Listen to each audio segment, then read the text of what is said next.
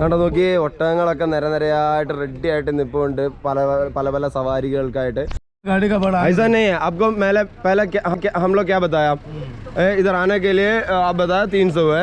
ഞാൻ നമ്മുടെ അടുത്ത് കാര്യങ്ങൾ പറഞ്ഞിട്ട് നമ്മളെ വെറും എന്താ പറയുക പറ്റിക്കുന്ന പരിപാടിയാണ് ഈ ചങ്ങായി കാണിച്ചേക്കുന്നത്. കഴിഞ്ഞ അമ്മമാരെ നമ്മളെ വൃത്തിയായിട്ടൊക്കെ തേക്കും. നോക്കിയേ നമുക്ക് മാനിനെയൊക്കെ ഇവിടെ കാണാൻ പറ്റും കേട്ടോ. വരുന്ന ഇതിപ്പോ ഏതാ ജില്ല? നിങ്ങളെന്തിനീ ഓടുന്ന അങ്ങോട്ടും ഇങ്ങോട്ടും ഒക്കെ?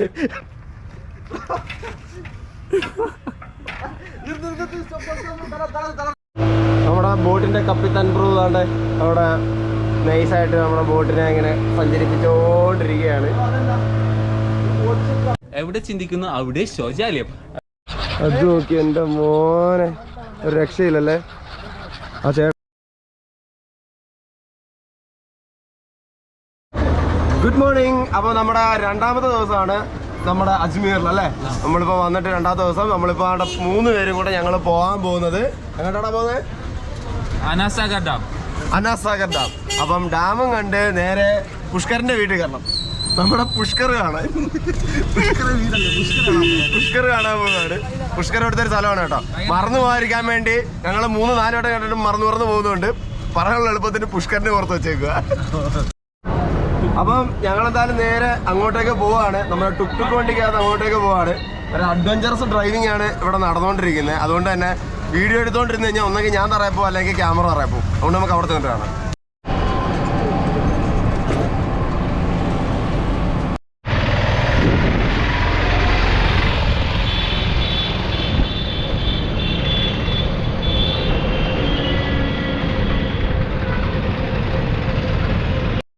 അപ്പം നമ്മളിത് നമ്മുടെ അനാസാഗർ ഡാമിന്റെ അടുത്തോട്ട് എത്തിയിട്ടുണ്ട്. നമ്മൾ ഇവിടെ കൊണ്ടുവന്ന് ഇറക്കി വിട്ടിട്ടുണ്ട്. അടുത്തൊക്കെ നോക്കിയാൽ കുതിരവണ്ടിയൊക്കെ പോകുന്ന നോക്കിയേ.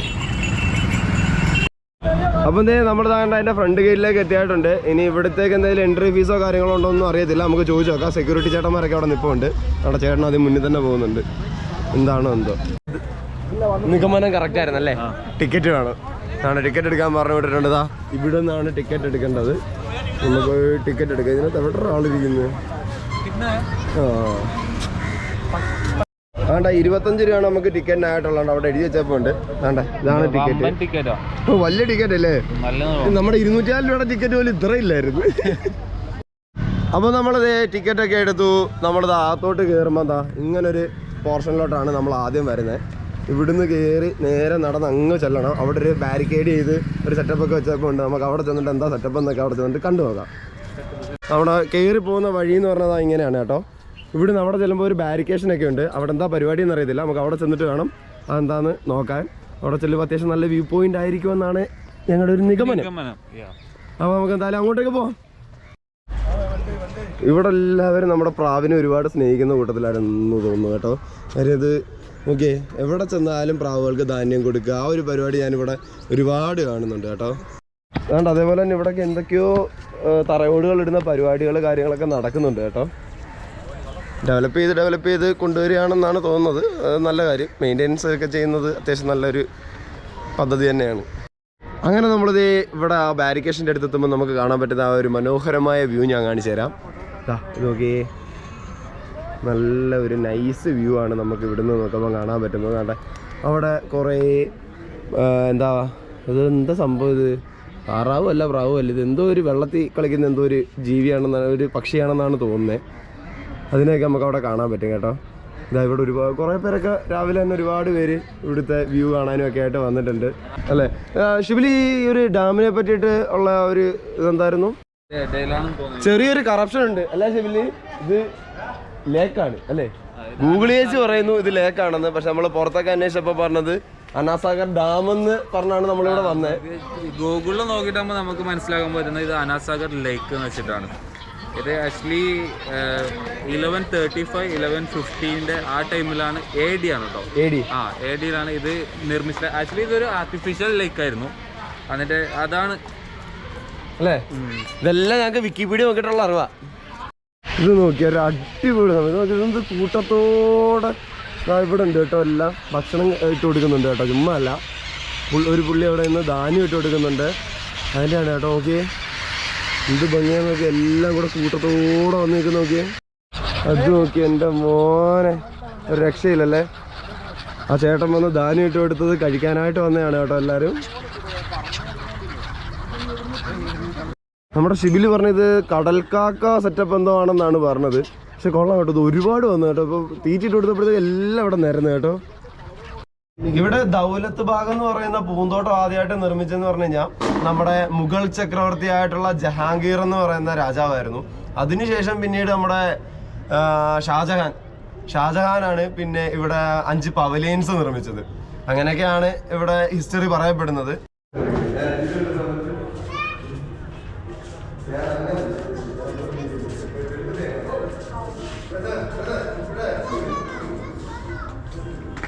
നീ തന്നെ പറയണം അതാ പവലിയൻ.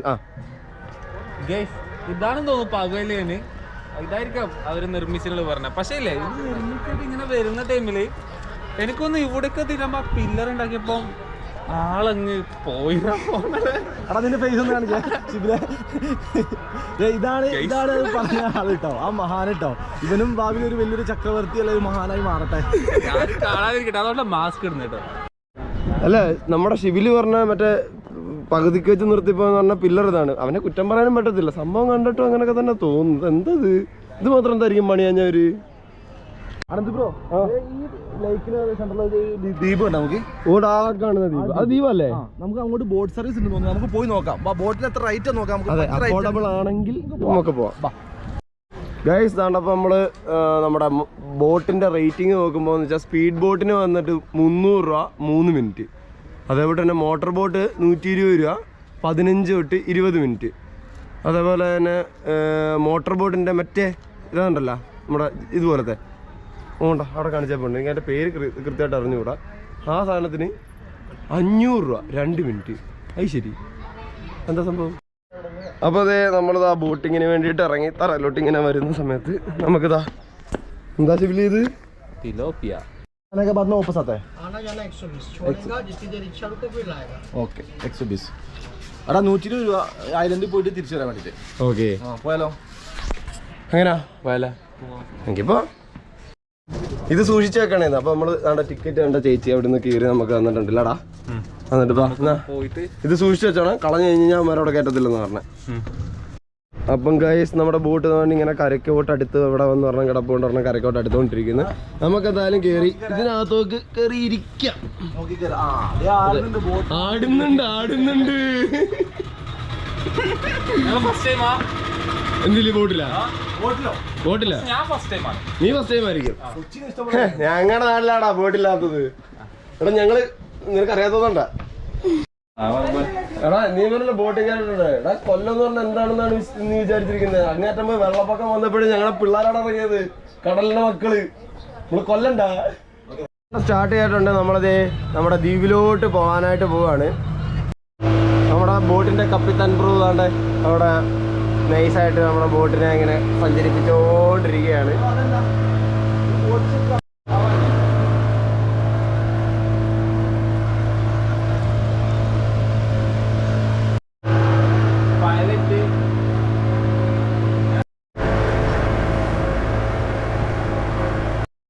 അതെ അതെ, അങ്ങനെ നല്ലായിരുന്നു.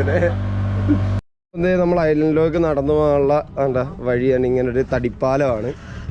തടിപ്പാലം കയറിയതാ. ഇനി ഇവിടുന്ന് നമുക്ക് അതാണ് എൻട്രൻസ്. നമുക്ക് അതിനകത്തോട്ട് കയറാം.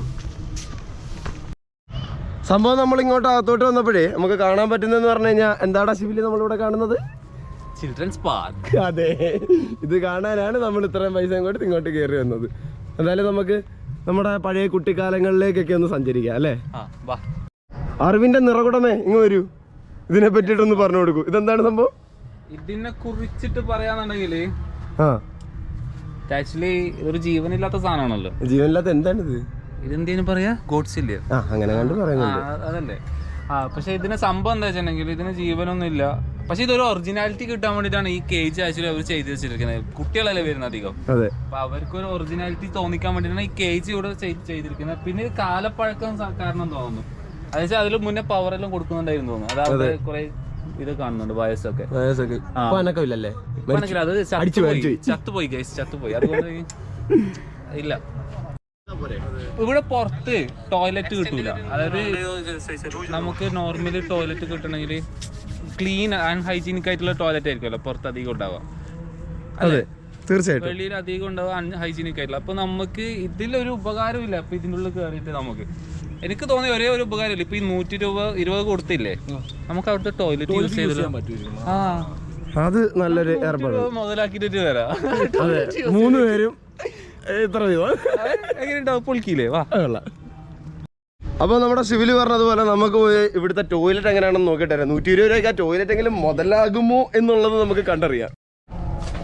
നമ്മുടെ വിദ്യാബാലൻ പറയുന്ന ഡയലോഗ് എങ്ങനെയായിരുന്നു? എവിടെ ചിന്തിക്കുന്നു അവിടെ ശൗചാലയം. അപ്പൊ നമുക്ക് ഇവിടെയുണ്ട് ശൗചാലയം. ഇതിന്റെ വൃത്തിയും കാര്യങ്ങളൊക്കെ പ്രൊനൗൺസിയേഷൻ ഒക്കെ ഭയങ്കര മിസ്റ്റേക്സ് ആയിരിക്കും. ഓക്കെ. അപ്പൊ ഇതാണ് ഇവിടുത്തെ ഒരു ബാത്റൂം. എന്താണ് എനിക്ക് മുതലാക്കണ്ടേ? വേണ്ടടാ. എന്തെറ്റി? ആക്ച്വലി ഇത് ഒരു പബ്ലിക് ടോയ്ലറ്റ് ആണല്ലേ? ഇത് പബ്ലിക് ടോയ്ലറ്റ് എന്താ വെച്ചിട്ടുണ്ടെങ്കിൽ നല്ല ഹൈജീനിക് ഫുള്ള് പൊട്ടിപ്പൊളി. ഇതിലും നല്ല നമ്മുടെ അടുത്ത റെസ്റ്റ് അവിടെ തന്നെ ആയിരുന്നല്ലേ? ഇത് കണ്ടാ മനസ്സിലാവും ഇത് ആൾക്കാർ യൂസ് ചെയ്യുന്നില്ല. ആൾക്കാർ യൂസ് ചെയ്യുന്നില്ല. യൂസ് ചെയ്യാത്തോണ്ട് ഇങ്ങനെ വൃത്തിയുടെ. ഇത് മറ്റേ ഹോം ടൂറിൽ ചെയ്യുന്ന പോലെ കക്കു സ്റ്റോർ. അതെ ഹാർപ്പിക് അബ്ബാസ്. അവിടെ ഷിബിലിക്ക് 120 രൂപ എങ്ങനെയും മുതലാക്കണം. അതിന് ഷിബിലി ഇപ്പൊ അടുത്ത പരിപാടി എന്താടാ? അതിന്റെ അടുത്ത പരിപാടി അവന് ഊഞ്ഞാലാടണോ അത്ര ആടിയിട്ട് ഇവിടെ ഊഞ്ഞാലില്ല ഗൈസ്. അത് വേറെ കഥ. അത് നിന്നെ അവിടെയും തേച്ച് ഇനിയിപ്പോ ഈ റൈഡിനകത്ത് കയറിക്കോ. വേണ്ടേ ഞങ്ങളുടെ കുട്ടിക്കൊരങ്ങ എന്താ കയറി പോന്ന്.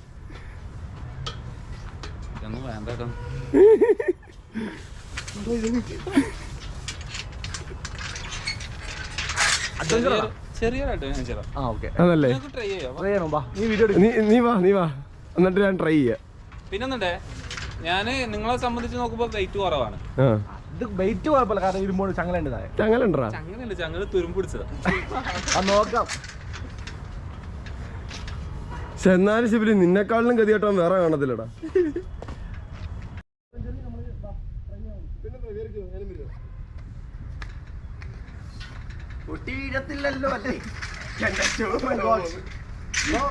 ഇരുമ്പിന്റെ സാധനമാണ്, കുഴപ്പമില്ല, ഉറപ്പല്ലേ? 2 വയസ്സായ കുട്ടികള്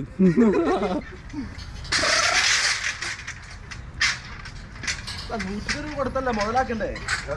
അതുകൊണ്ട് ആയില്ല.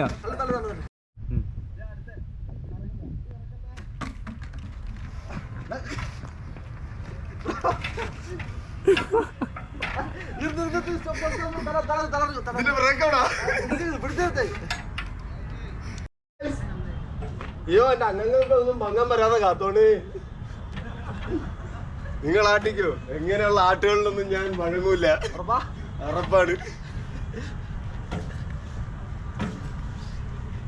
അലിപ്പഴം പെറുക്കാണ്ടുണ്ടുണ്ടുണ്ടു. ഇതിപ്പോ ഏതാ ജില്ല? നിങ്ങളെന്തിനാ ഓടുന്ന അങ്ങോട്ടും ഇങ്ങോട്ടും ഒക്കെ? ഇറങ്ങണമെന്ന് ആഗ്രഹമുണ്ട്. പോകട്ടെ. ദൈവമേ എവിടെ സ്ഥലം? നീ എവിടെ ഉള്ളേ? ഞാൻ ഇപ്പൊ എവിടെ? ചന്ദ്രനിലോ? ഷിബിലി ഇവിടെ അടുത്ത അഡ്വഞ്ചറിന് വേണ്ടി പോയിട്ടുണ്ട്. നോക്കട്ടെ ഷിബിലി, നീ ഇപ്പൊ ഇതിനകത്ത് ഏതാ ഉദ്ദേശിക്കുന്നത്? ഇതോ അതോ? കൺഫ്യൂഷൻ ആണോ നിങ്ങൾക്ക്? അത് മറ്റായിരിക്കും ബെറ്റർ കേട്ടോ. ഒന്നുമില്ല. എങ്ങനെയുണ്ട് ബേക്ക് കാണിക്കാൻ? ചന്ദ്രനിൽ പോകണല്ല. അപ്പൊ നമ്മളിനി അടുത്ത പോകാൻ പോകുന്നത് നമ്മുടെ പുഷ്കറിലോട്ടാണ്. അപ്പൊ പുഷ്കറിലോട്ട് പോകാനുള്ളതിന്റെ ഒമിനിക്കകത്ത് ഞങ്ങൾ 3 പേരും കയറിയൊക്കെയാണ്. അഡ്വഞ്ചർ ഡ്രൈവ് ആണെന്നാണ് പറഞ്ഞത്. 300 രൂപ പറഞ്ഞത്. അവിടെ പോയി തിരിച്ചു വരാണ്. തിരിച്ചു വന്നിട്ട് അറിയാം അവരെ കൂടുതൽ മേടിക്കില്ല എന്ന്. എന്തായാലും തിരിച്ചു വന്നാൽ നമ്മൾ പൈസ കൊടുക്കും. പുള്ളിയാണ് നമ്മളെ കൊണ്ട് പോകുന്നത്. ഒമിനിയാണ് വണ്ടി. നമ്മുടെ ഒമിനിക്കകത്താണ് പോകുന്നത്. നമ്മുടെ പുഷ്കറിലേക്ക് പോകാൻ നമുക്ക് ഏകദേശം 10 കിലോമീറ്റർ ആണ് ഉള്ളതെന്നാണ് പറഞ്ഞേക്കുന്നത് അല്ലേ? അപ്പൊ അതേപോലെ തന്നെ അജ്മീറും പുഷ്കറും തമ്മിലുള്ള വ്യത്യാസം എന്താണ്? അജ്മീറും പുഷ്കറും തമ്മിൽ, അജ്മീർ എന്ന് പറഞ്ഞാൽ സൂഫീസ് ആണ്. ഇതിന്റെ നേരെ ഓപ്പോസിറ്റ് ആണ്. അവിടെ സ്വാമിമാര് കഞ്ചാവ് കാര്യങ്ങളൊക്കെയാണ് കിട്ടുന്നതാണ് ഞാൻ കേട്ടേക്കുന്നത്. നമുക്ക് എന്തായാലും പോയി നോക്കാം. നമ്മൾ യൂസ് ചെയ്യേണ്ട ആവശ്യം നമുക്കില്ല. പക്ഷെ നമുക്ക് പോയി കണ്ടു നോക്കാം അവസ്ഥ.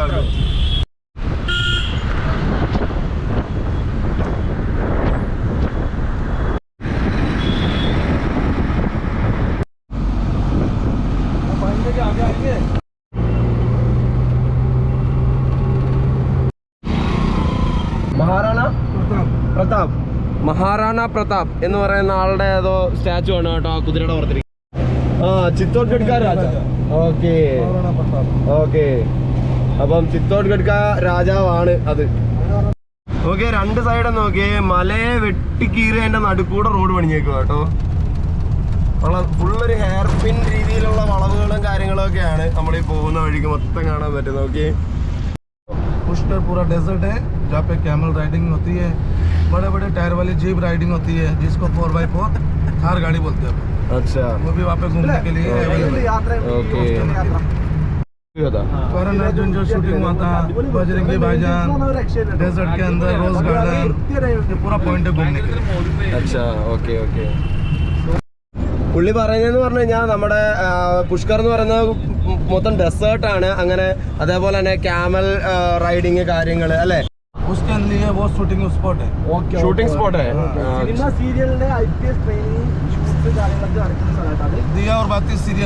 അച്ഛാ, ഇതെല്ലാം സീരിയലിന്റെ ഷൂട്ടിംഗ് പ്ലേസസ് ആണ്. ആ തറയിലൊക്കെ ഉള്ളത് നമ്മൾ നേരത്തെ കണ്ടതൊക്കെ. നോക്കിയേ, നമുക്ക് മാനിനെയൊക്കെ ഇവിടെ കാണാൻ പറ്റും കേട്ടോ. വരുന്ന വഴിയിലാണ്ട് മാനിനെയൊക്കെ കാണാൻ പറ്റുന്ന ഒരു സ്പോട്ടിൽ നമ്മുടെ ചേട്ടൻ നിർത്തി തന്നെയാണ് ഉള്ളല്ലേ. പുള്ളി പറഞ്ഞതെന്ന് പറഞ്ഞു കഴിഞ്ഞാൽ നമ്മുടെ സൽമാൻ ഖാൻ മാനിനെയൊക്കെ വെടിവെച്ചില്ലേ, അങ്ങനെ ഒരു പ്രശ്നം ഉണ്ടായില്ലായിരുന്നു. അത് ഇതാ ഇവിടെ ആയിരുന്നു എന്നാണ് പറഞ്ഞത്. അല്ല, ഇവിടെ മാനിനെയൊക്കെ നമുക്ക് ഇവിടെ കാണാനൊക്കെ പറ്റും. അവിടെ നോക്കി മാൻ കുഞ്ഞുങ്ങൾ, മാനിൻ്റെ ഫാമിലിയൊക്കെ ആയിട്ട് അവിടെ നിൽപ്പുണ്ട്. ഉണ്ടോ? ഇപ്പം നമുക്ക് തന്നെ ഈ ചേട്ടൻ പറഞ്ഞതെന്ന് പറഞ്ഞു കഴിഞ്ഞാൽ ഇത് ഫോറസ്റ്റാണ്, ഇത് കാടാണ്. നമ്മൾ ഈ ആഹാരം മാൻ ഇട്ട് കൊടുക്കുന്നതുകൊണ്ട് മാത്രമാണ് മാൻ ഇവിടെ വന്ന് ഇങ്ങനെ തമ്പടിച്ച് നിൽക്കുന്നത്. വരുന്നവരെല്ലാവരും, ടൂറിസ്റ്റുകളെല്ലാവരും മാൻ ഇവിടുന്ന് ഇലകൾ കാര്യങ്ങൾ അങ്ങനെ കഴിക്കുന്നതിന് വേണ്ടി എന്തെങ്കിലുമൊക്കെ ഇട്ട് കൊടുക്കാറുണ്ട്. അതാണ് സംഭവം അവിടെ വന്ന് നിൽക്കുന്നതെന്നാണ് പറഞ്ഞത്. അങ്ങനെ മാനയും കാര്യങ്ങളൊക്കെ കണ്ടിട്ട് ഞങ്ങൾ വീണ്ടും വണ്ടിയിൽ കയറി വീണ്ടും ഞങ്ങളുടെ യാത്ര മുന്നോട്ട് ആരംഭിച്ചിരിക്കുകയാണ്. നമ്മളിനി പുഷ്കറിൻ്റെ ഡെസേർട്ടിലോട്ട് പോവുകയാണ്. മരുഭൂമിയിൽ ചെന്ന് അവിടുത്തെ മണലാരണ്യങ്ങൾ കാണാം. നമ്മൾ പുഷ്കറിലോട്ട് വരുന്ന വഴിയിൽ ഈ പാവപ്പെട്ടവർക്ക് ചാരിറ്റിക്ക് വേണ്ടിയിട്ട് 20 രൂപ കൊടുക്കണമെന്നുള്ള ഒരു സെറ്റപ്പ് ഈ ചേട്ടൻ പറഞ്ഞായിരുന്നു. പക്ഷേ ശിവലി, എന്താടാ സംഭവിച്ചത് അവിടെ? അല്ല, എനിക്കതൊരു ചാരിറ്റി ആയിട്ട് തോന്നില്ല, ഒരു പിടിച്ചുപറിയായിട്ടാണ് തോന്നിയത്. മീൻസ് നമ്മളോട് പൈസ ഇങ്ങനെ ചോദിക്കാം, വണ്ടി വിടുന്നില്ലല്ലോ. ആ പൈസ 20 രൂപ തന്നിട്ട് പോയാൽ മതി, അങ്ങനത്തെ ഒരു മൈൻഡിലാണ്. എങ്ങനെ ഉണ്ടായിരുന്നു ചേട്ടാ? അതെ, വെറുതെ നമ്മളടുത്ത് തന്നിട്ട് പോയാൽ മതിയുള്ള മൈൻഡാണ്. നമ്മൾ കൊടുക്കുന്നതാണല്ലോ നമ്മൾ ചാരിറ്റി എന്ന് പറയുന്നത്. പിടിച്ചു മേടിക്കുന്നത് പിടിച്ചു പറയുന്നല്ലോ പറയാം. അതെ, അതാണ് ഇവിടെ നടക്കുന്നത്. അതുകൊണ്ട് വരുന്നവർക്ക് അത് നിർബന്ധമായിട്ട് കൊടുത്തേ പറ്റുള്ളൂ. കൊടുത്താൽ മാത്രമേ അവർ വണ്ടി അങ്ങോട്ട് കയറ്റി വിടുള്ളൂ. ആ ഒരു സെറ്റപ്പിലാണ് കേട്ടോ. അതൊരു എനിക്കൊരു മോശപ്പെട്ട ഒരു സംഭവമായിട്ട് എനിക്ക് തോന്നുന്നു അല്ലേ? അതൊരു ശരിയല്ല കേട്ടോ. ഗുരുദ്വാര, ഈ കാണുന്ന കേട്ടോ ഗുരുദ്വാര പഞ്ചാബികളുടെ അമ്പലമാണ് അല്ലേ? പഞ്ചാബി മന്ദിരാണ്. ഓക്കെ, ഗുരുദ്വാര. പിന്നെ അങ്ങോട്ടേക്ക് പോകുന്ന വഴികളൊക്കെ എന്ന് പറഞ്ഞു കഴിഞ്ഞാൽ വെറും ലാക്ക് ഓഫ് വൃത്തിയാണ്. കേട്ടോ, നമുക്ക് വെറും വൃത്തികെട്ട വഴികളൊക്കെയാണ് കേട്ടോ അങ്ങോട്ട് പോകുമ്പോൾ നമുക്ക് കാണാൻ പറ്റുന്നത്.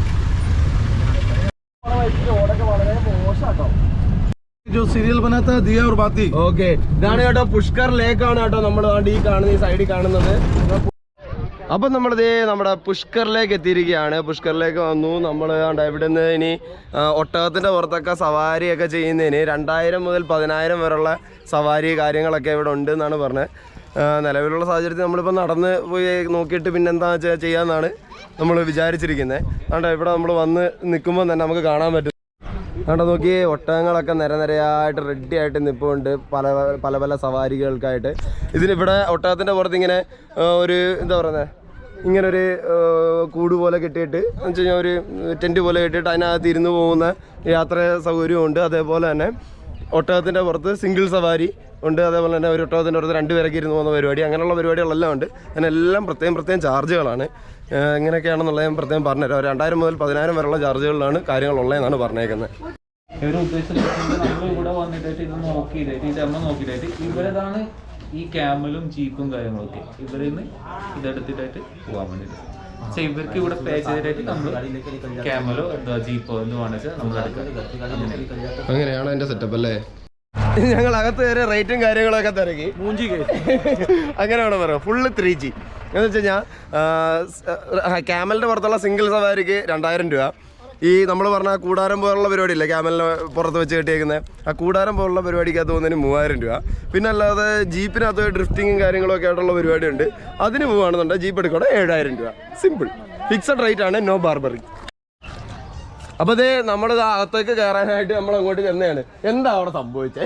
അവിടെ കയറ്റി വിടില്ല. കാരണം ഇവിടുന്ന് 2000 രൂപ സ്റ്റാർട്ടിങ് പ്രൈസ് വരുന്നത്. അതെ, മിനിമം നമ്മള് അതെങ്കിലും എടുത്തിരിക്കണം. അത് ആ ഒരു ക്യാമൽ സഫാരി കാര്യങ്ങളും എടുക്കാതെ നമ്മൾ ഇതിനകത്തോട്ട് എടുക്കില്ല. ഇത് സത്യം പറഞ്ഞാൽ ഇവരൊരു പ്രൈവറ്റ് പ്രോപ്പർട്ടി ആയിട്ട് വെച്ചേക്കാണ്. അവരുടെ ഒരു പ്രൈവറ്റ് പ്രോപ്പർട്ടി ആയിട്ട് വെച്ചിട്ട് നമ്മളെ കൊണ്ട് മാക്സിമം ഇവിടുന്ന് ഒരു സഫാരി എടുത്ത് നമ്മളെ കൊണ്ടുപോകാന്നുള്ള എങ്ങനെ പൈസ തട്ടാം എന്നുള്ളതാണ് അവർ നോക്കുന്നത്. അല്ലാതെ പ്രത്യേകിച്ച് ഒരു കാര്യമില്ല. ഇവിടെ വരുന്നവരെ സത്യം പറഞ്ഞാൽ പറ്റിക്കുകയാണ്. നമുക്ക് ഇത് നല്ല ശുദ്ധമായിട്ട് പറഞ്ഞു കഴിഞ്ഞാൽ നന്നായിട്ട് നമ്മളങ്ങ് ഇഞ്ചിക്കുകയാണ്. അതുകൊണ്ട് തന്നെ ഞങ്ങൾ ഇനി ഓപ്പൺ ആയിട്ടോ അല്ല എന്തെങ്കിലും ഒരു കാര്യങ്ങളോ ഉണ്ടെന്നുണ്ടെങ്കിൽ അവിടോട്ട് പോകാമെന്ന് വിചാരിച്ചു. പക്ഷേ ഇത് സത്യം പറഞ്ഞു കഴിഞ്ഞാൽ ഞങ്ങൾ അവിടുന്ന് പറഞ്ഞു കൊണ്ടുവന്ന വേറൊരു രീതി, അത് വേണേ എടുത്താൽ മതി എന്നുള്ളൊരു രീതിയിലായിരുന്നു അവർ അവിടുന്ന് പറഞ്ഞു കൊണ്ടുവന്നത്. ഇവിടെ വന്നു കഴിഞ്ഞാൽ അകത്തോട്ട് കയറണമെങ്കിൽ തന്നെ അങ്ങനെ പൈസ അടച്ച് നമ്മൾ എൻട്രി എടുത്താൽ മാത്രമേ കയറ്റി വിടൂ എന്നുള്ളൊരു രീതിയിലാണ് ഇവിടെ വന്നപ്പം കാര്യങ്ങളായേക്കുന്നത്. നമ്മൾ സത്യം പറഞ്ഞാൽ ശുദ്ധമായിട്ട് നല്ല രീതിക്ക് അങ്ങ് പറ്റിച്ചു കളഞ്ഞു. ऐसा नहीं है आपको पहले हम लोग क्या बताया, इधर आने के लिए आप बताया 300 है और 3 बंदा का 300 है. घूमने के लिए कोई दिक्कत नहीं. हम लोग को चाहिए ना तो कैमल ले लो और राइडिंग ले लो.